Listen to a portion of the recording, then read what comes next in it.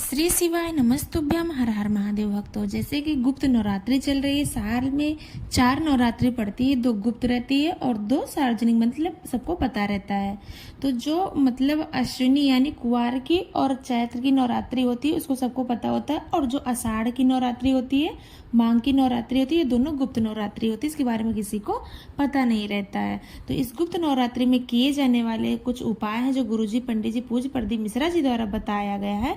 तो शेष आपके पास 2 ही दिन बचे हैं। इस 2 दिन यानी 17 तारीख और 18 तारीख को, अष्टमी तिथि 17 को पड़ रही है और नवमी तिथि पड़ रही है 18 को। तो इन दो दिनों किए जाने वाले कुछ विशेष उपाय हैं जो कि पंडित जी द्वारा बताया गया। तो इस 2 विशेष उपाय को आप लोग इन दिनों में गुप्त नवरात्रि में जरूर करें। कुछ विशेष सूचना जो गुरुजी पंडित जी प्रदीप मिश्रा जी द्वारा बताया गया है कि सीहोर में पंडित जी की कथा होने जा रही है, और जो सीहोर में रुद्राक्ष बढ़ रहा था वो अब 20 फरवरी से बंद हो गया है, क्योंकि अब 20 मई से शुरू होगा। क्योंकि जो रुद्राक्ष बढ़ते हैं उसका अभिषेक होता है, उसमें मतलब पूरा जो भी पूजा होता है सब किया जाता है, तो वो सब खत्म हो गया है। अब रुद्राक्ष पूरा तो 20 फरवरी से बंद कर दिया गया है। अब उसी रुद्राक्ष को 20 मई से बांटना शुरू होगा। मान लो पति पत्नी में कलह क्लेश मचा रहता है, अनबन है, झगड़ा होता रहता है, तो इस गुप्त नवरात्रि पर ये उपाय जरूर करना है। क्या करना है?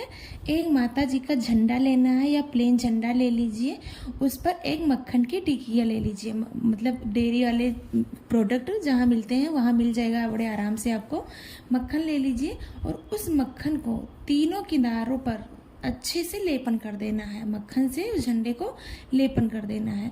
उसके बाद क्या करना है, जहाँ झंडा लगाया जाता है माता जी के मंदिर चले जाइए और उस झंडे को उस मंदिर के ऊपर लगा दीजिए। मान लो वहाँ नहीं पहुँच सकते हो, लेकिन ये उपाय खुद ही वो औरत करे जिसके पति में अनबन बनी रहती है, कलह कलेश मचा रहता है। अगर वहाँ वो नहीं लगा सकती तो क्या करे, एक गिलास में रेत भर ले, रेत भर के फिर डंडी में वो लगा के, झंडा लगा के उस डंडी को उस रेत में लगा दे, गिलास में रख दे। फिर उस गिलास को लेकर जाए मंदिर में, देवी जी के मंदिर में रख दे। ये उपाय अगर गुप्त नवरात्रि पर कर लेते हैं और माता दुर्गा से आपको आशीर्वाद प्राप्त करना है, विनती अपनी कहनी है, जो भी आपकी मनोकामना हो कि मैया मेरे पत्नी में अनबन रहती है, मेरा पति गलत संगत में जा रहा है, आप मेरे पति को अच्छे रास्ते पर लाइए, मेरे पति प्रेम प्रगाढ़ बनाइए, बढ़ाइए और हमारा सुहाग अजर अमर रहे। ऐसे आपको माता से विनती करना है और उस झंडे को लगाकर आपको चले आना है सीधा अपने घर।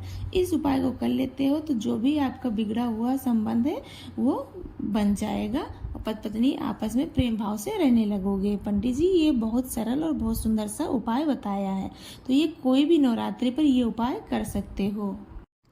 अगला उपाय जो कि बच्चों को सुधारने का उपाय। मान लो आपका बच्चा छोटा है या बड़ा है, अपने से बड़ों को अपशब्द बोल देता है, अपने माता पिता को अपशब्द बोल देता है, गलत संगत में जा रहा है, गलत दोस्तों का रास्ता चुन लिया है, तो अपने बच्चों को सुधारने के लिए आप ये उपाय गुप्त नवरात्रि में जरूर करें, जो कि शेष 2 ही दिन बचे हैं, 17 और 18 तारीख को। तो यानी 2 ही दिन बचे हैं। तो इस माघ महीने में जो गुप्त नवरात्रि चल रही है, अपने बच्चे को सही रास्ता दिखाने के लिए, सही रास्ते पर लाने के लिए इस उपाय को जरूर करें। क्या करना है, आपको लेना है एक सुंदर लाल फूल, गुड़हल का, एक गुड़हल का लाल फूल लेना है और लाल चंदन लेना है, लाल चंदन लेना है और लेना है आपको लाल चूड़िया। चूड़िया जितना सामर्थ्य हो आप अपने अनुसार ले सकते हो, 5, 7, 12, 11 जो भी चूड़िया आप ले सकते हो, लाल चूड़िया ले लीजिए। कितनी हुई?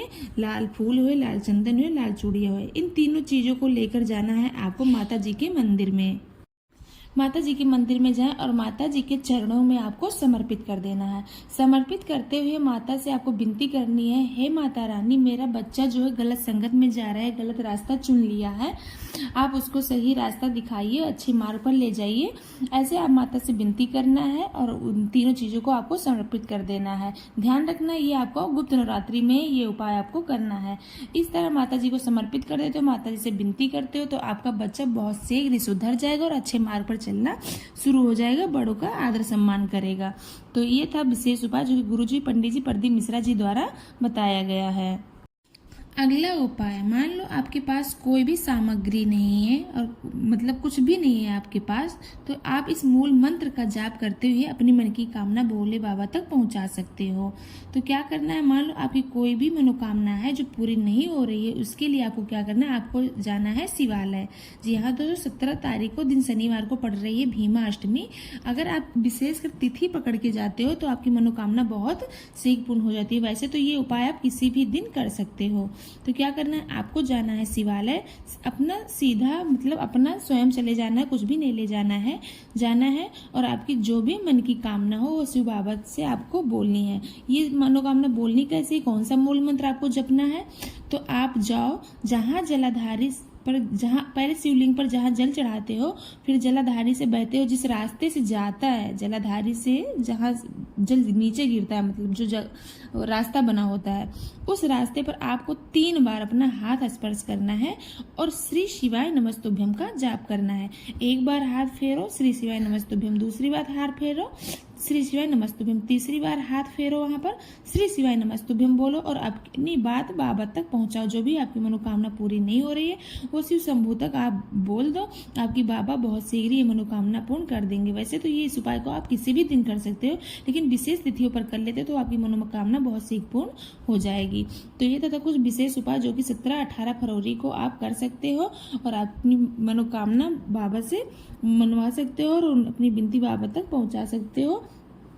तो ये कुछ विशेष उपाय था जो कि गुरुजी पंडित जी पूज्य प्रदीप मिश्रा जी द्वारा बताया गया है, जो बहुत सरल सा और सुंदर सा उपाय है। इसको आप लोग जरूर करें गुप्त नवरात्रि में। 2 ही दिन आप लोगों के पास बचे हैं और अपनी मनोकामना बाबा तक जरूर पहुंचाएं। ओम नमः शिवाय। हर हर महादेव भक्तों।